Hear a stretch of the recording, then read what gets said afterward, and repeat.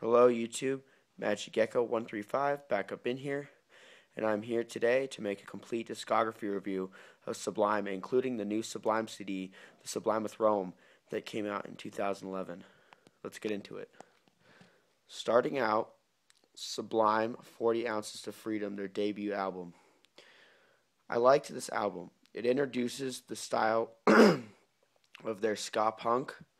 Um, if I had one complaint about this album, I'd say that the drums were too quiet on the album, and the recording quality wasn't up to par with their other albums that they released. But it was their debut album. It was released in 1992. It's rather old. This is one of my favorite albums ever. I'm a huge Sublime fan. That's probably my third favorite band ever. Blink 182 being my first favorite band ever. Um, I would give this album an 8 out of 10. The reason I do not give this a higher score, the reason I gave it an 8 out of 10 is because, like I said, the drums are not as loud as I would like them to be, and the recording quality is a little bit bad, but it's okay. It does not hold the album back.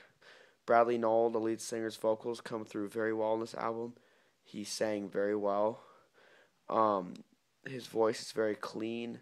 The bass comes through very nice. It's mixed in there well. So are the guitars. It's just the drums that I have to complain about. This 40 Ounces to Freedom by Sublime gets an 8 out of 10. Yeah. All right. Moving on to Sublime's Robin the Hood, their second album.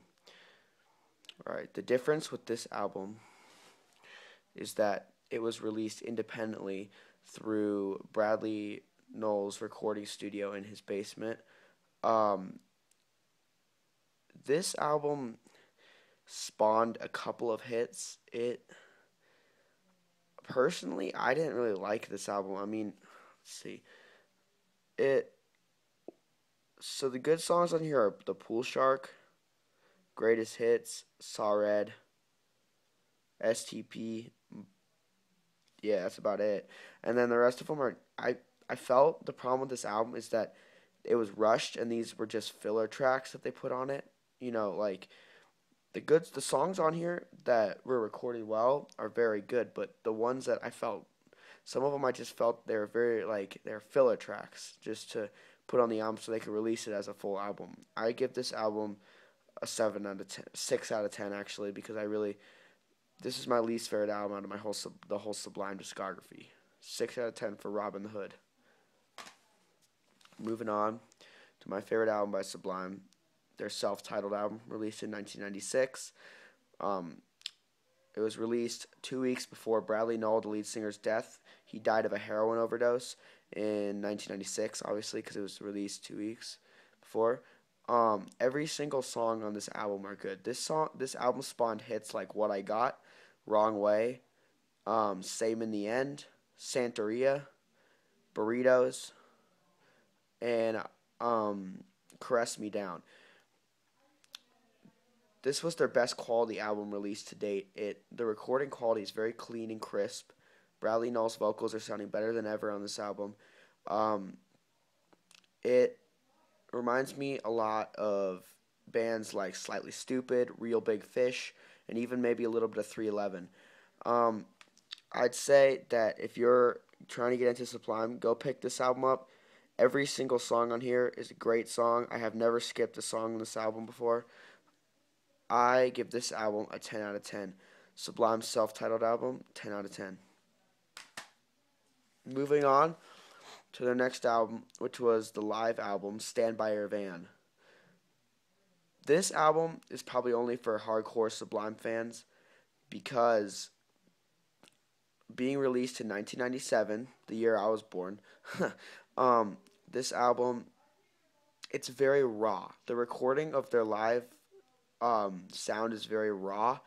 It's very raw.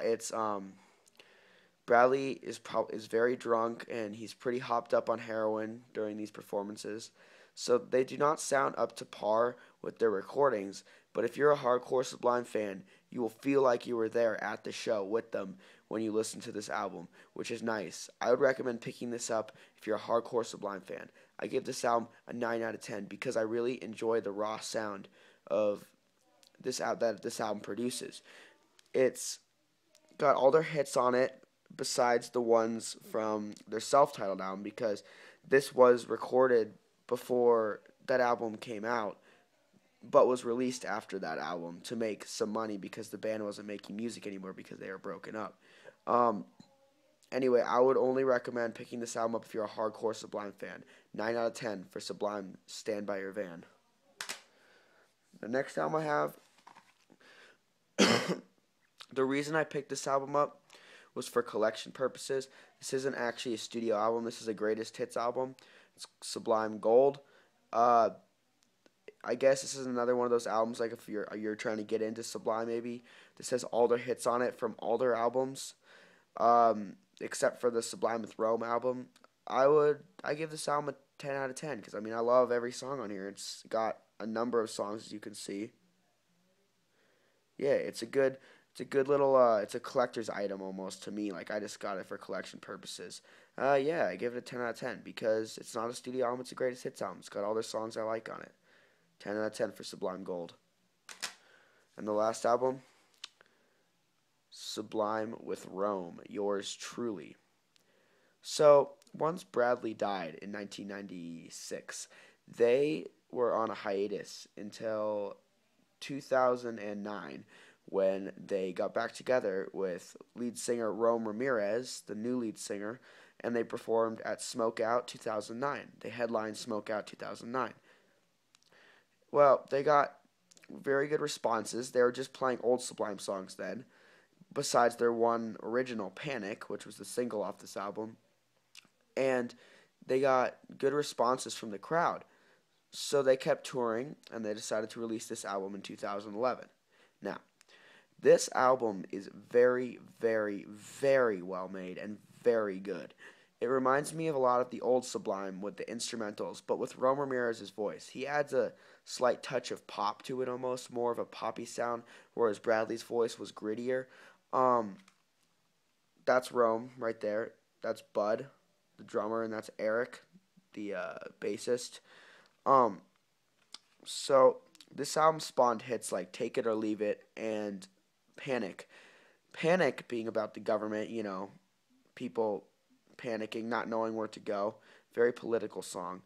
And Take It or Leave It being about relationships. I enjoyed this album thoroughly. I listened to it a lot in the summer of 2011. It was the one album last year during freshman year that I played constantly on my iPod over and over and over again because I loved it. And I had just recently saw Sublime with Rome live this past summer with Pepper and the Expendables, which is a great show. I enjoyed that show very much. Anyway, Sublime with Rome, considering that Rome Ramirez is a little bit different, but he almost sometimes seems better to me than Bradley because he fits with the music better than what they're doing now. But I mean, nothing can replace Bradley, obviously. I mean, he was the best lead singer probably in the world besides Tom DeLonge from Blink-182. And I give this album a 9.5 out of 10. The reason not getting a 10 is because songs like, let's see, Same Old Situation, I really did not really like. I really didn't really like Paper Cuts. But other than that, every single song on this album is gold. I would recommend picking this up if you're looking for a slight poppier edge, maybe to a Sublime, like the Sublime sound. 9.5 out of 10 for Sublime with Rome, Yours Truly. Concluding, I'm going to show you every single album by them.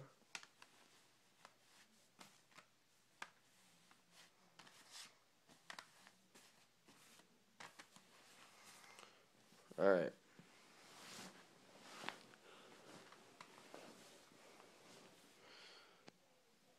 Alright, guys.